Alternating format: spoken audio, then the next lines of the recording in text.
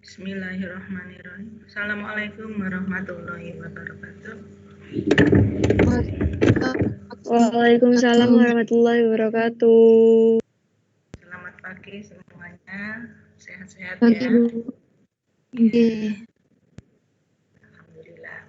Baik, karena waktu terus berjalan, kita mulai saja ya perkuliahan kita pada pagi hari ini. Nanti Ibu bantu yang belum bisa masuk untuk presensi.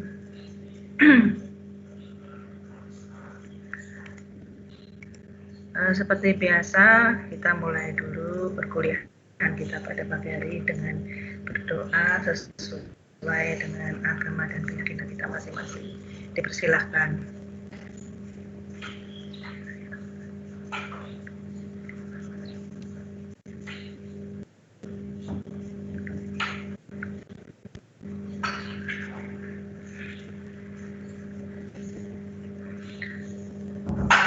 Baik, Ibu izin berbagi layar.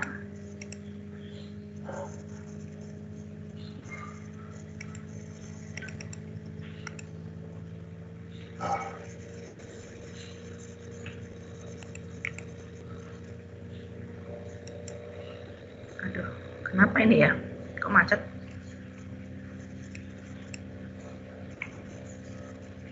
Tampilannya apa di tempat kalian?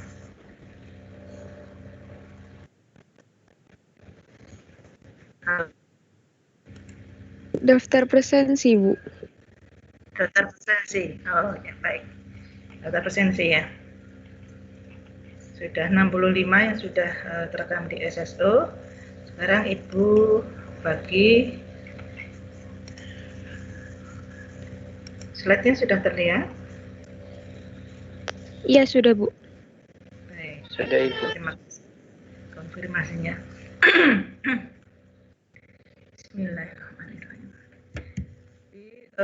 Sesuai dengan kontrak kuliah yang telah kami berikan, hari ini kita bersama-sama belajar ya, berdiskusi tentang replikasi DNA ya.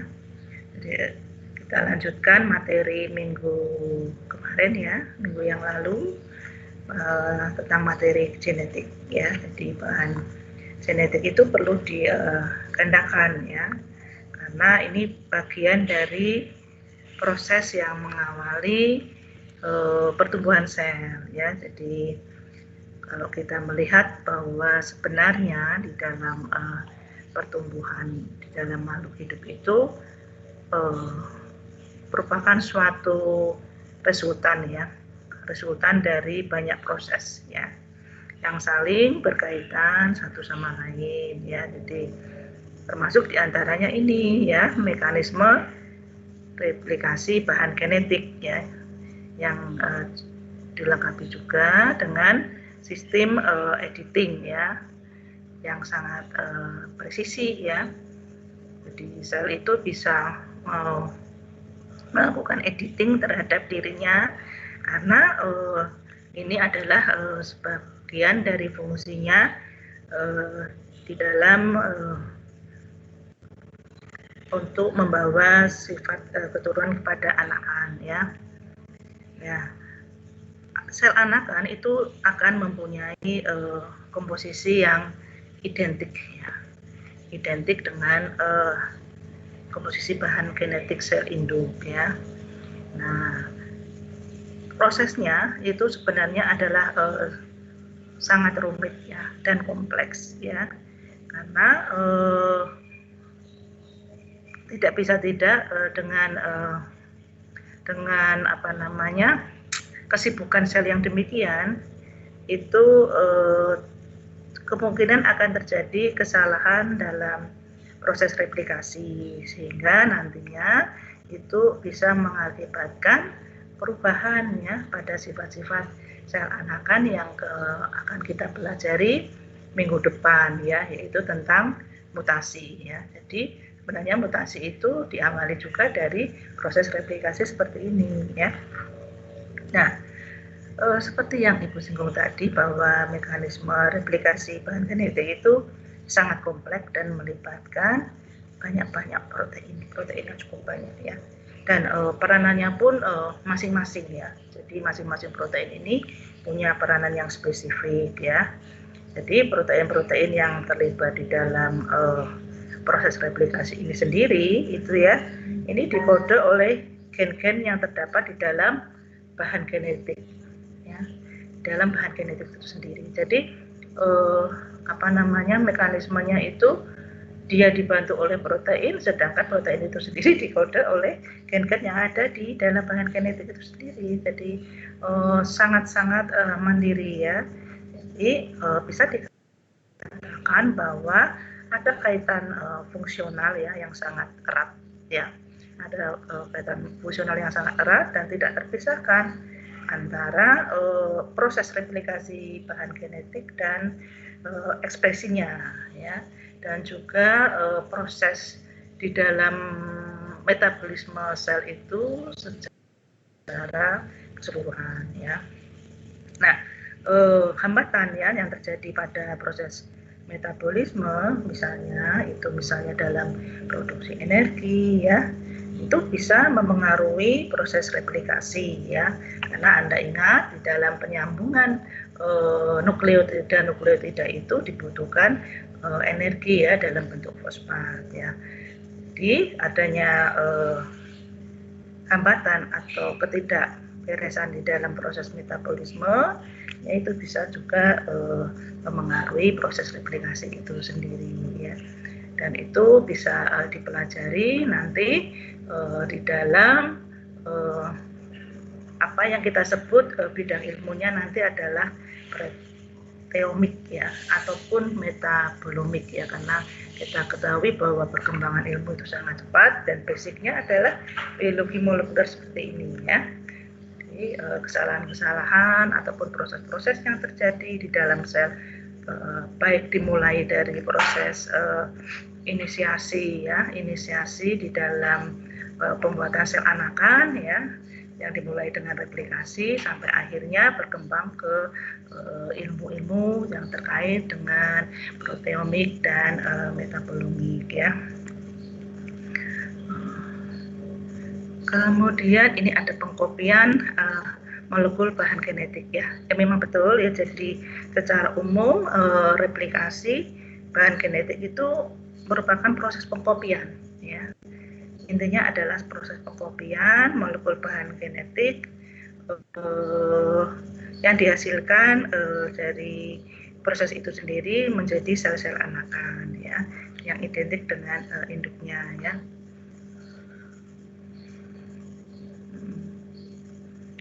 Kemudian kita beralih ke ini ya.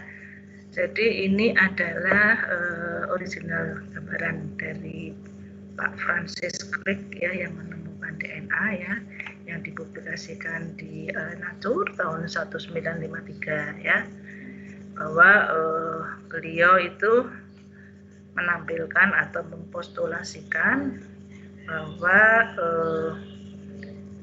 bentuknya double helix ya, dan ada kemungkinan terjadinya suatu proses di mana ada mekanisme tertentu yang bisa digunakan oleh sel di dalam duplikasi atau pengkopi genetik materialnya ya. Ini naskah asli yang dipublikasikan di majalah jurnal Nature tahun 1953.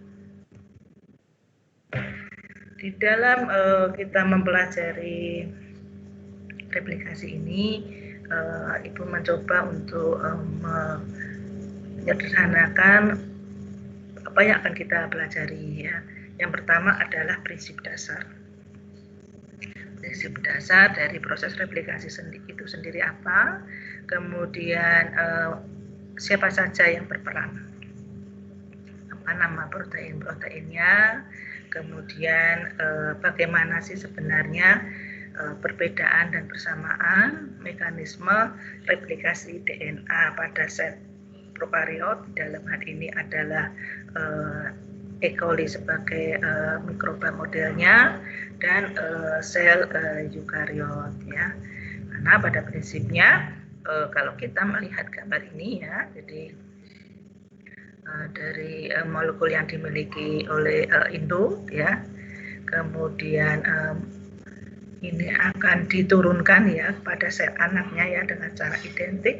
Ini yang akan kita pelajari hari ini ya, jadi proses replikasinya. Sekarang kita mulai dengan prinsip dasar replikasi DNA. Fungsinya adalah membuat tiruan, ya. Tiruan ataupun replika dari DNA induk sehingga terbentuk DNA anakan, ya, yang akan dimiliki oleh sel anak. Dengan demikian DNA dapat diturunkan dari generasi ke generasi. Itu lebih nyaman demikian, terlalu besar gambarnya. Masih terlihat ya, Dek ya? Masih terlihat toh? Masih, Bu. Masih, Bu. Baik. Ya, kalau terlalu besar kok kayaknya terlalu dekat. Nah, ini kalau membuat replika pasti harus ada caranya ya. Harus ada caranya. Nah, ini sebelum ditemukan ataupun disepakati bahwa replikasi dari DNA itu adalah semi konservatif, itu ada beberapa hipotesa ya. Yang pertama itu adalah metode konservatif ya. Ini kurang ya. Metode konservatif. Jadi helix ganda induk tetap dalam keadaan utuh ya, dan dibuat setelah sebuah salinan keduanya yang baru ya. Jadi ini hipotesa pertama ya. Kemudian hipotesa yang kedua itu adalah semi konservatif ya. Kemudian diterima bahwa model replikasinya adalah semi konservatif. Sedangkan yang ketiga, hipotesa yang ketiga itu adalah dispersif ya, dispersif. Itu berupa fragmen-fragmen ya, fragmen-fragmen yang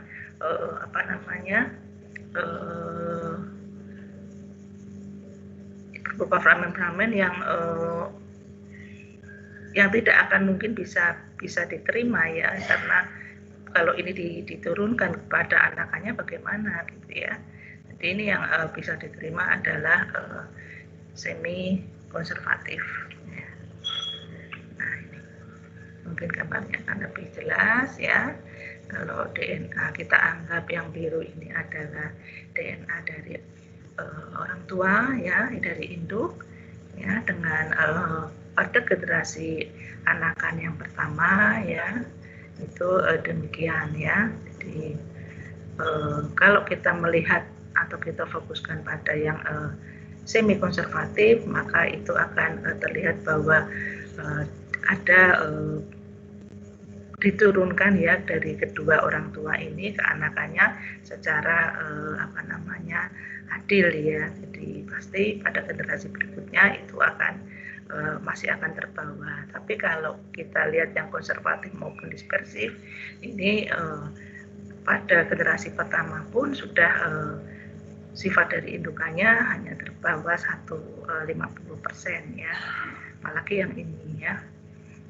Jadi ini makanya kemudian disepakati ya. Tapi tentu saja ketika menyepakati bahwa cara DNA itu adalah secara semi konservatif, tidak didapatkan dengan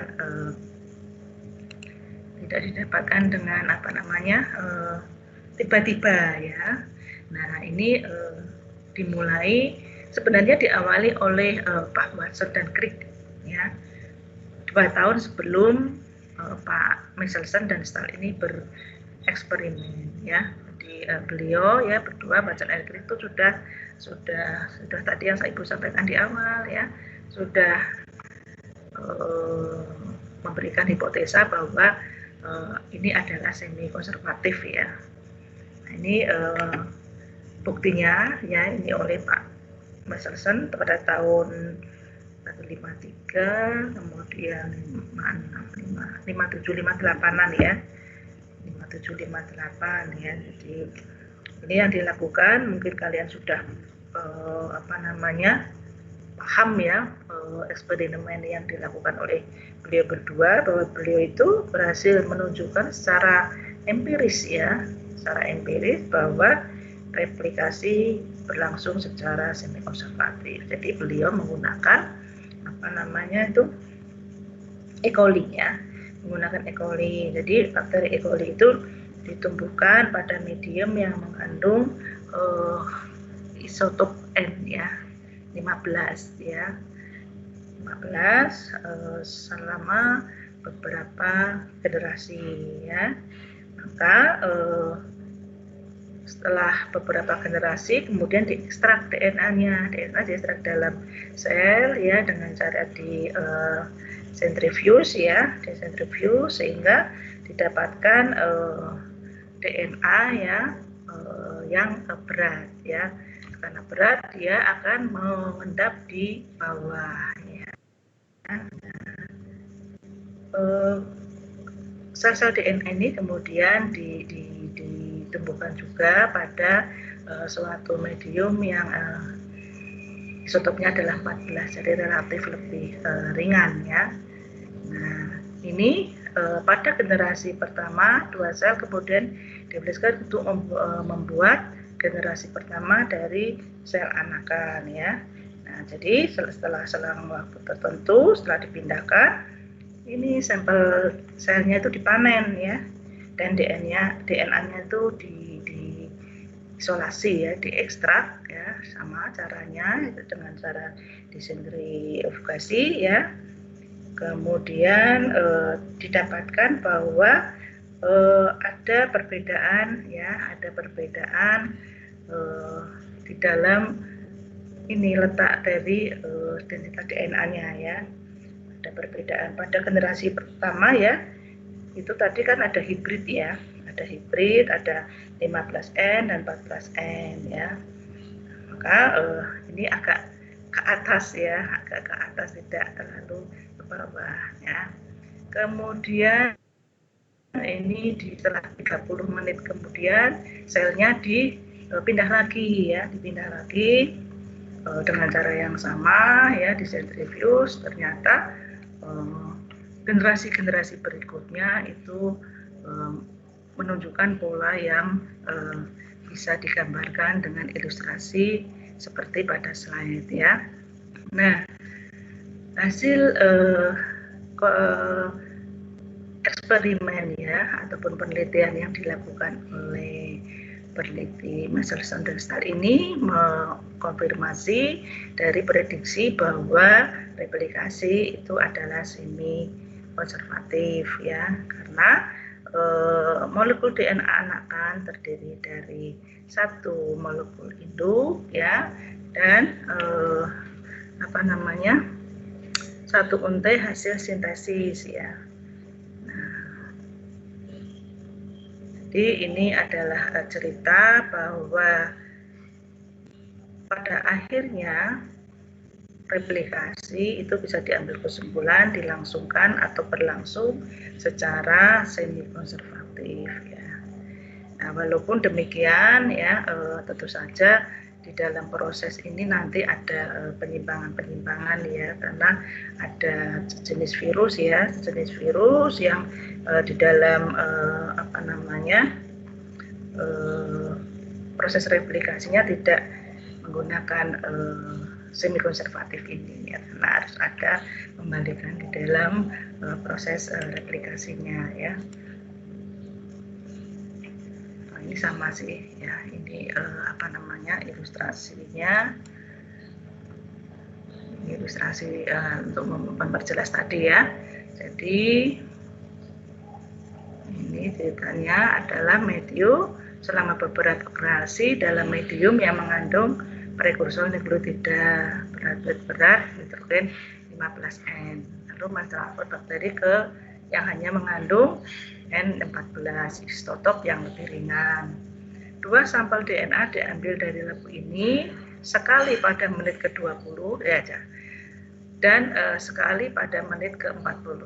Jadi bisa Ibu berikan informasi bahwa memang E. coli ini waktu penggandaannya adalah setiap 20 menit ya. Jadi ketika Anda nanti suatu saat ya menggunakan materi E. coli di dalam penelitian, ini bisa digunakan sebagai acuan ya. Ini beberapa jurnal juga sudah banyak yang menyatakan bahwa memang E. coli itu waktu penggandaannya sekitar 20 menit ya, 20 sampai 25 menit itu sudah ada seakan-akan ya. Kemudian ini sekali pada menit ke-40. Oh ya, kalau yang contoh yang pertama tadi sekitar 30 menit ya. Kalau yang contoh yang tadi 30 menit, tapi kalau yang referensi satunya ini 40 menit ya. Nah, setelah replikasi pertama dan kedua, Messerschmitt dan Stahl dapat membedakan DNA dari densitas yang berbeda dengan cara mensentrifugasi DNA yang diekstraksi dari bakteri ya. Mudah-mudahan ini bisa memberikan gambaran bagaimana sebenarnya proses replikasi itu terjadi di dalam sel. Nah, ini kesimpulannya tidak akan demikian ya. Tidak ada model konservatif dan dispersif ya. Nah, ini hasil ini mengeliminasi model konservatif. Nah, ini juga sama ya. Ini juga sama untuk lebih memperjelas bahwa replikasi DNA itu secara konservatif, semi konservatif. Nah, bisa Ibu lanjutkan tentang prinsip dasar replikasi DNA. Ya, jadi Ibu ulang lagi bahwa garis besar mekanisme replikasi DNA baik pada sel prokariot maupun eukariot menunjukkan bahwa DNA anakan itu terdiri atas pasangan DNA induk dan untaian DNA hasil replikasi ya, hasil sintesis yang baru ya.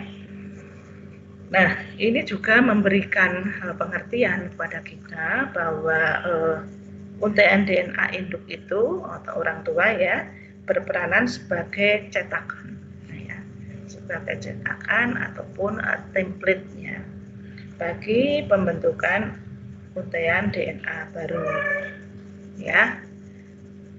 Dan DNA baru. Seperti diketahui bahwa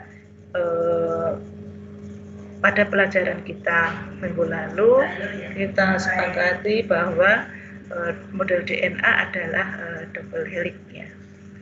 Bentar ya, ini tutup dulu pintunya supaya enggak.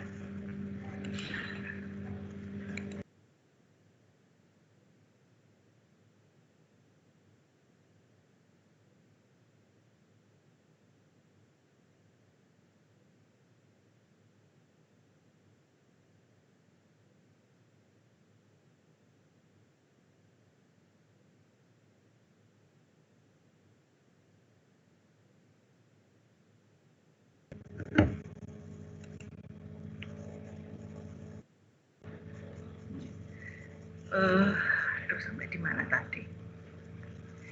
Ya, kita mulai dari angka 1 saja ya. Ini belum tadi ya.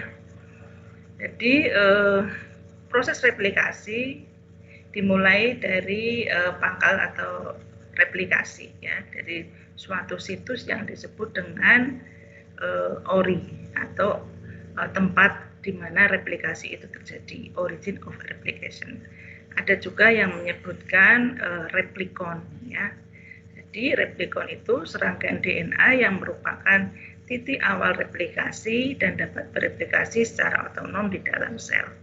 Ya, di awal mulanya adanya proses replikasi. Ya.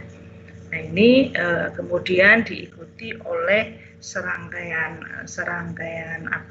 aktivitas ya yang dimulai dari pembukaan ya pilihan DNA ya, kemudian setelah dibuka itu dipisahkan ya sehingga terbentuk suatu garpu replikasi ya, kemudian karena DNA induk itu sebagai cetakan maka harus dibutuhkan primer ya. Primer itu suatu DNA yang digunakan untuk sebagai yang mengikuti cetakan di mana itu bisa dimulai proses replikasinya. Kemudian penambahan nukleotida satu persatu. Ada salah satu ujung kedua utara DNA ya. Kemudian ada sintesis yang disebut leading strand dan lagging strand yang pada akhirnya dihasilkan dua untai DNA helix ganda yang merupakan pasangan komplementer antara DNA induk dan DNA yang baru ya. Nah, di dalam kita belajar tentang ori ini ya, ori ini atau kadang-kadang kalau di beberapa buku ya, beberapa buku bahasa Indonesia disebut juga titik awal replikasi ya. Ini pada organisme prokariot itu hanya satu ya, namun di eukariot itu lebih dari satu ya.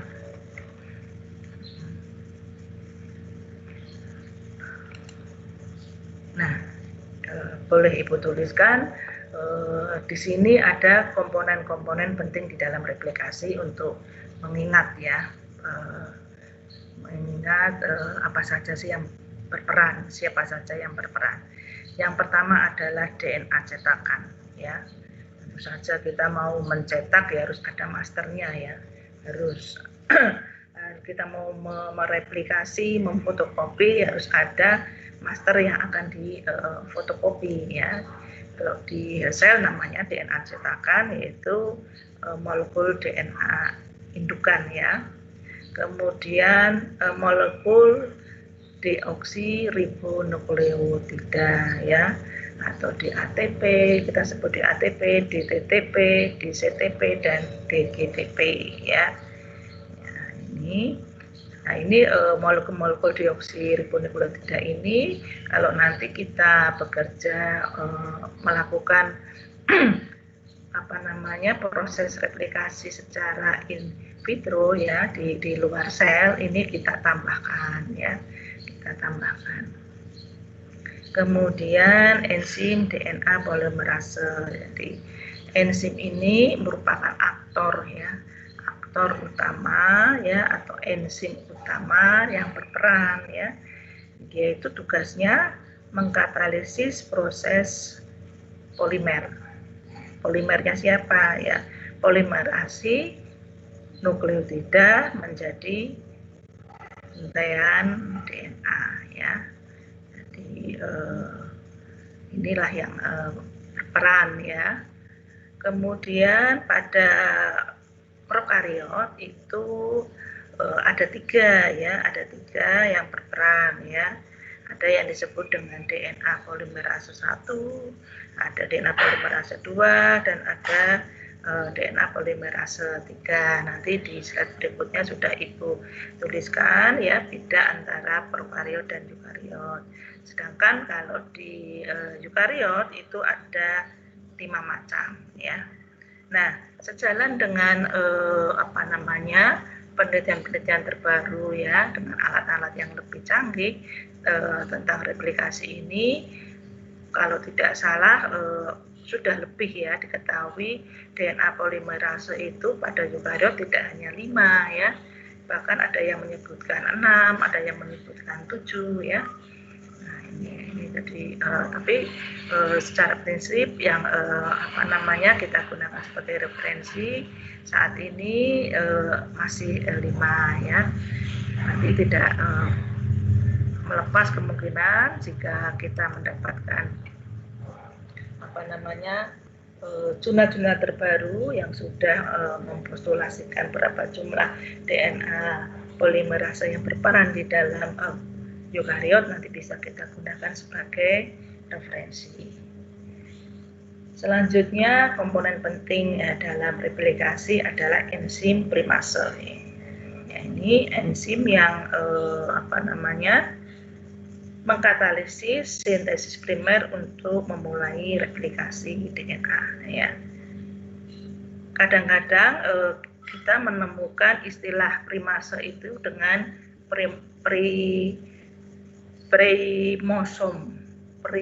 primosom ya. Jadi pada eukariot, pada E. coli itu ada yang menyebutkannya adalah primosom. Jadi kalau Anda menemukan terminologi ini, nanti ini sebenarnya adalah enzim primase ya.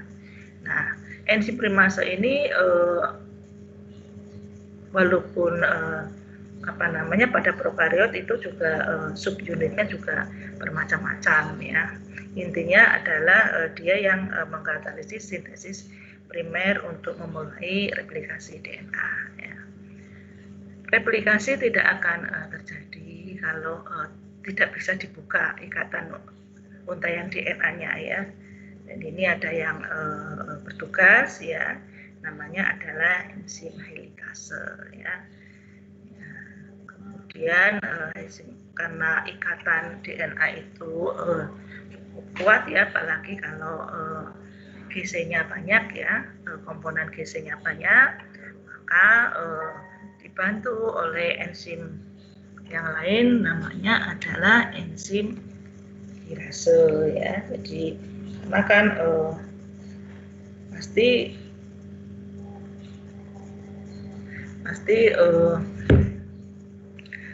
di dalam proses replikasinya itu sendiri ada yang namanya peregangan ya, kekakuan. Nah, itu enzim-enzim yang berperan ya.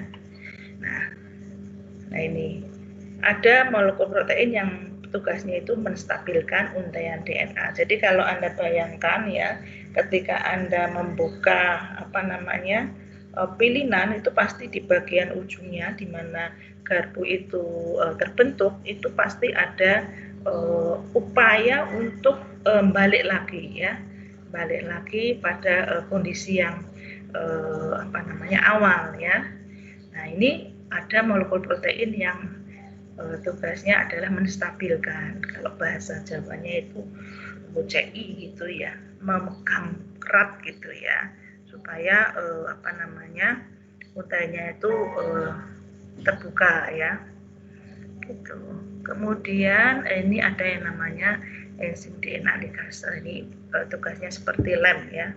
Jadi ini enzim ini fungsinya untuk menyambung fragmen-fragmen DNA. Nah, ini replikasi secara umum ya, replikasi DNA secara umum. Jadi sebenarnya di dalam replikasi DNA ini hampir sama ya antara prokariot dan eukariot, kecuali aktor-aktor atau komponen-komponen yang berperan ya. Tapi pada prinsipnya hampir sama demikian ya. Jadi yang pertama adalah dibuka dulu ya, helikasenya tadi bertugas ya. Kemudian ini tadi yang menstabilkan ya. Jadi dipisahkan nanti, atau kalau bahasa di dalam referensi itu ada denaturasi atau pemisahan untaian DNA induk ya.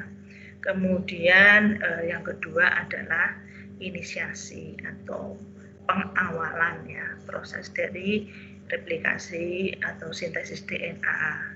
Kemudian setelah diinisiasi, diawali, maka perlu diperpanjang ya, perlu diperpanjang yang sudah diinisiasi tadi ya.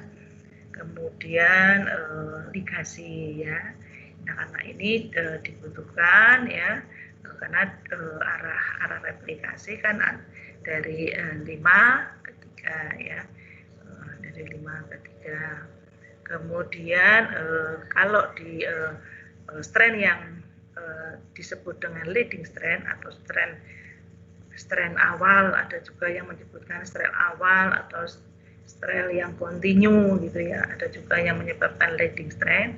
Ini bisa berjalan dengan lancar, sedangkan karena ini adalah komplementasi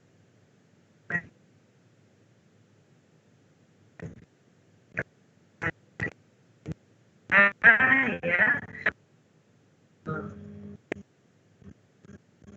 suara itu bisa terdengar, masih terdengar? Terdengar, Ibu. Oh ya, ini kok ada notifikasi apa namanya Teams-nya Ibu katanya jelek. Ya, nah ini ya tadi ada apa namanya leading strain, ada yang namanya lagging strain atau ada juga yang menyebutnya strain discontinue ya.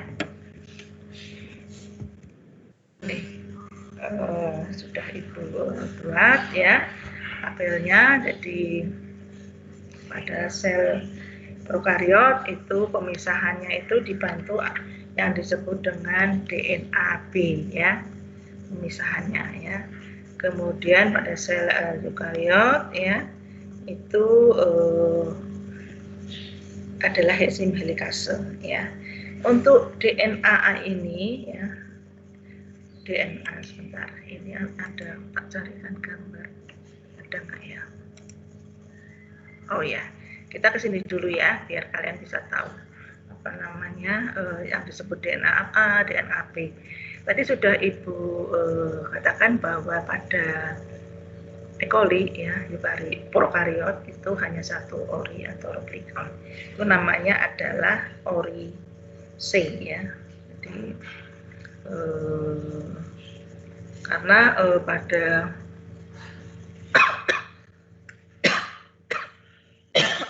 Anda ingat ada apa namanya DNA prokariot kan strukturnya adalah linear ya.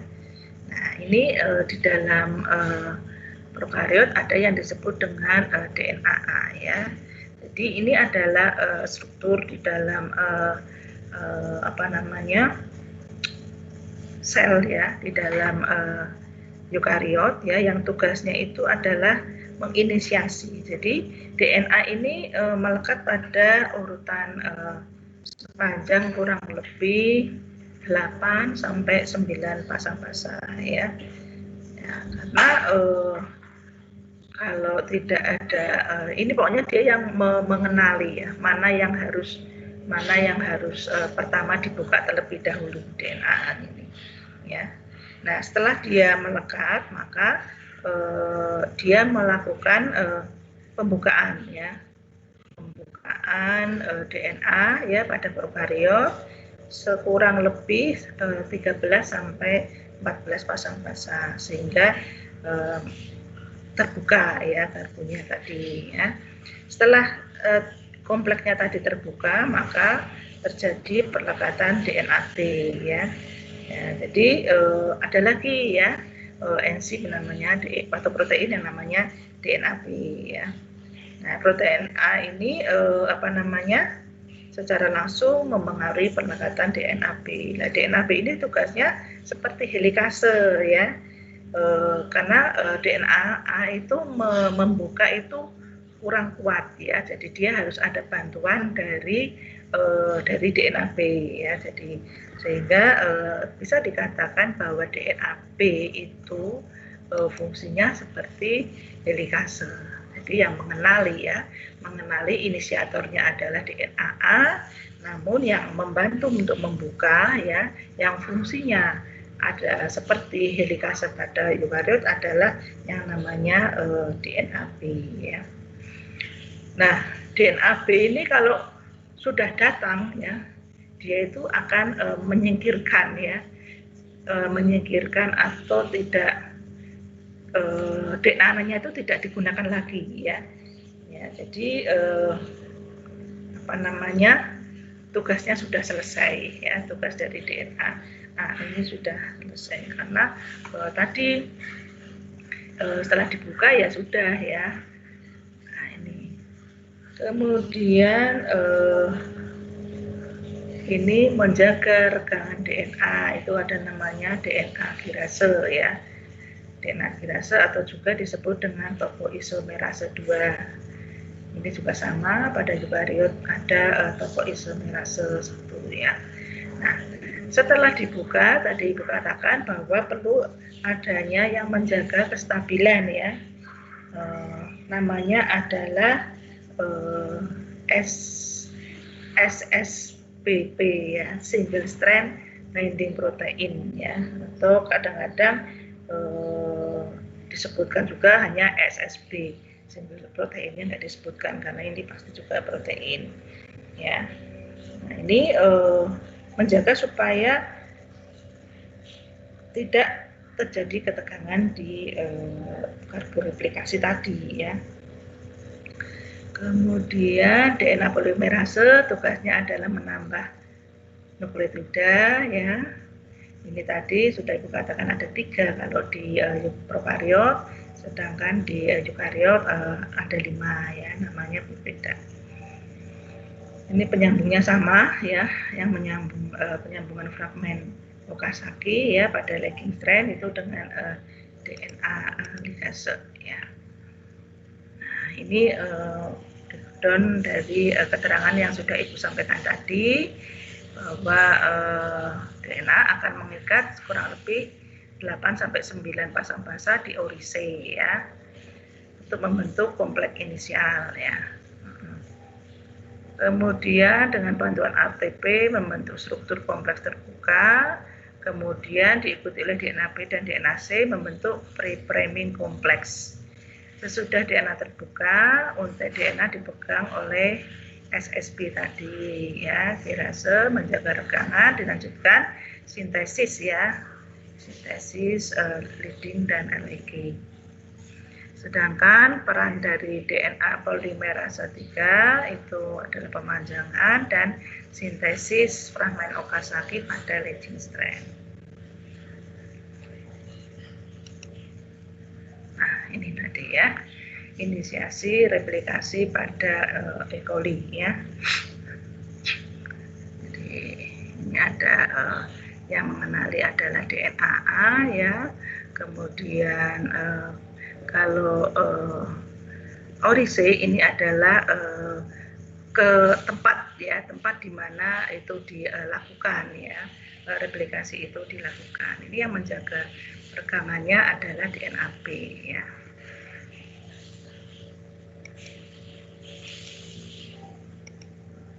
Nah, ini replikasi DNA secara umum ya. Tadi sebetulnya sudah Ibu jelaskan ya, jadi hampir sama antara prokariot dan eukariot, hanya berbeda dari protein yang memanjangkan ya. Nah, ini macam-macam DNA polimerase pada sel prokariot. Nah, ini di breakdown lagi. Kemudian, nah, pada sel eukariot terjadi pada fase S ya. Hampir sama dengan prokariot, tapi titik aurinya lebih dari 1 ya. DNA polimerase delta menambah di NTP pada ujung 3 primer membentuk leading strand ya.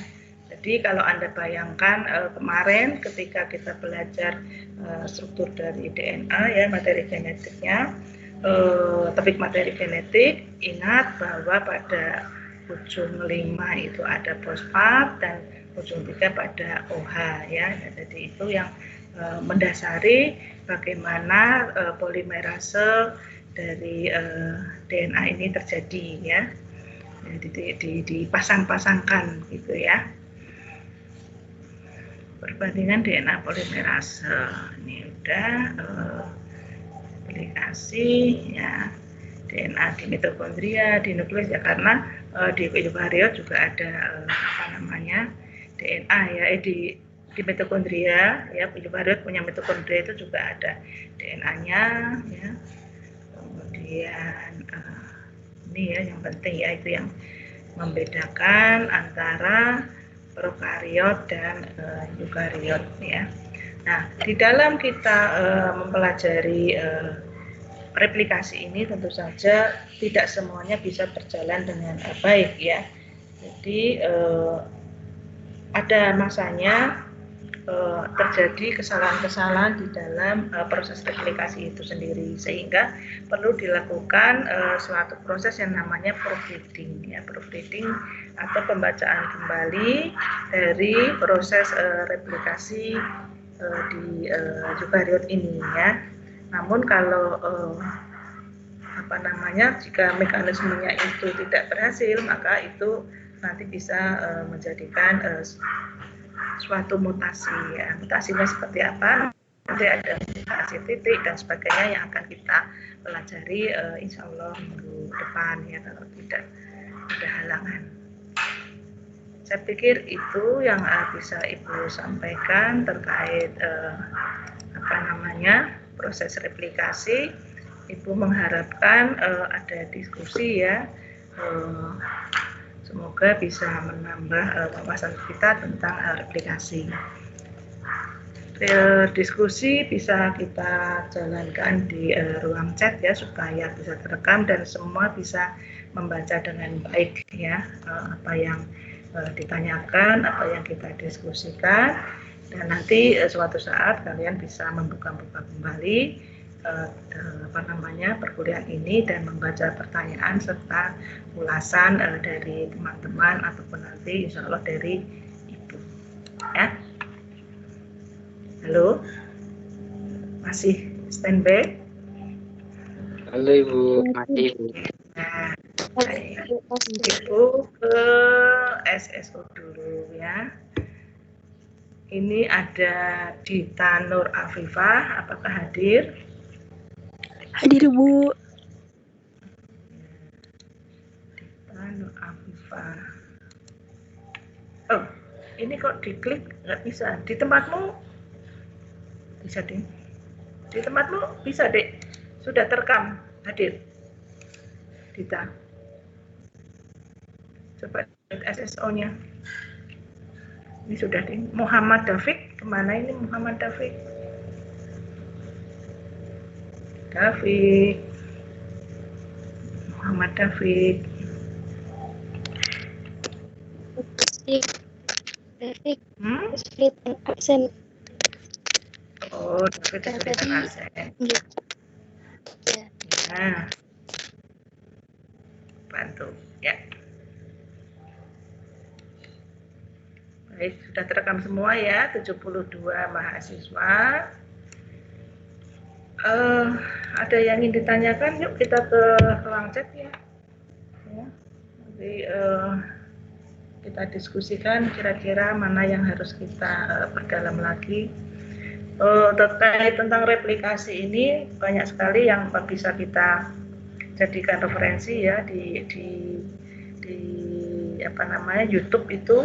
Banyak pengayaan tentang replikasi, tapi Anda harus cermat dalam mempelajarinya karena terkadang tidak dibedakan antara prokariot dan eukariot ya di sana ya.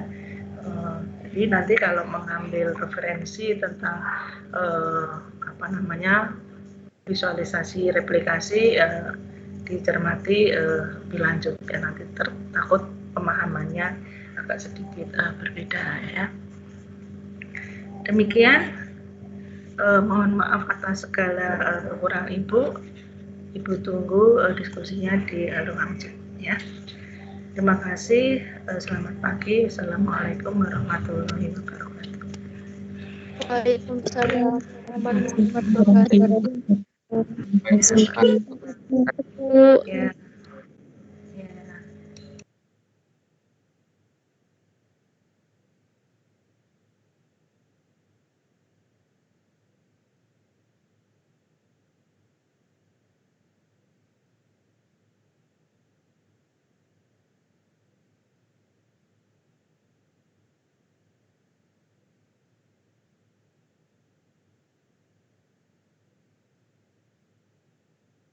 Bu.